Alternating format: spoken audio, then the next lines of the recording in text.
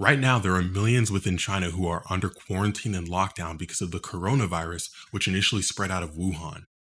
Now, if you look at drone footage from overhead, the streets are empty, no one's out, no one's trying to have any physical contact because they don't want to get sick, and it's understandable. However, for many Christians within China, it's a twofold issue. Not only do they have to worry about the coronavirus, but they also have to worry about their own government. Now, Christian Chinese citizens having to worry about their own government isn't exactly a new issue. But this next headline I'm about to show you should definitely make your ears perk up, because I believe it tells to how far, how wide, and how deep this issue of persecution within China is really getting. Because not only do they have to worry about the safety of their lives themselves, but they also have to worry about if they'll even be able to honestly celebrate them before God. Bitter Winter reports. Expanding the measures to suppress people of faith, authorities throughout China are enforcing policies that prohibit religious customs and rituals to be used during funerals.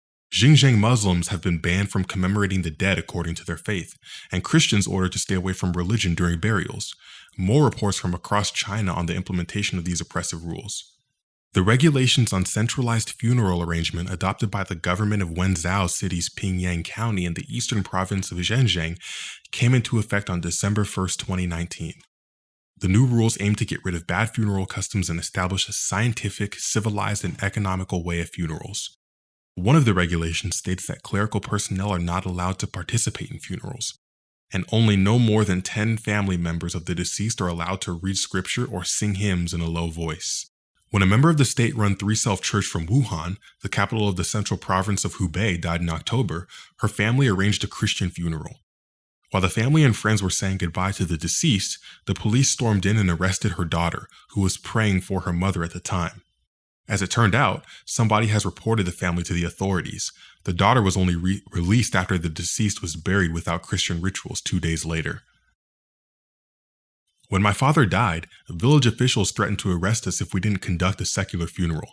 We did not dare go against them, a villager from Gucheng Town in Henan's county-level city of Yuzhou said with anger.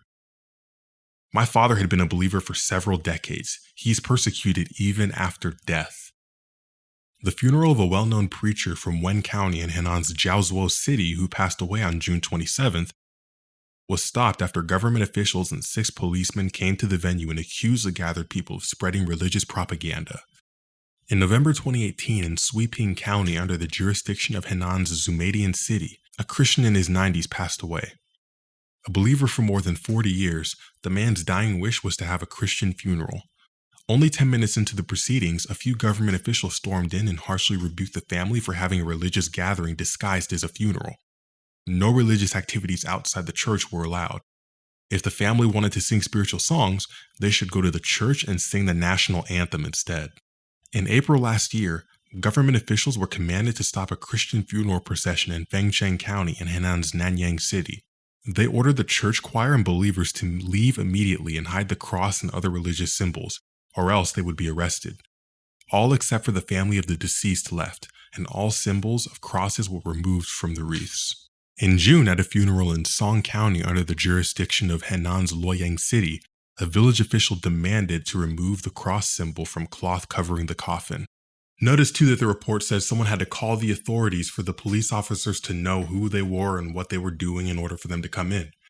But as we've seen with the Open Doors USA 2020 watch list being released, one of the growing trends is the rise of surveillance states and how they've been used to suppress Christianity.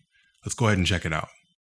In China, number 23 on the global persecution list, where there are an estimated 97 million Christians, persecution against Christians has taken a technological turn. A recent report cited by the CNBC estimates that there are approximately 450 million surveillance cameras in China, a number only expected to grow in the coming years. China has also developed a widespread facial recognition software and established laws requiring facial scans to purchase a phone. When taken together, these two technological advances mean the government can track individuals like never before. So, not to sound like I'm trying to praise the persecution in China or anything, but as time continues, it'll only get more and more efficient.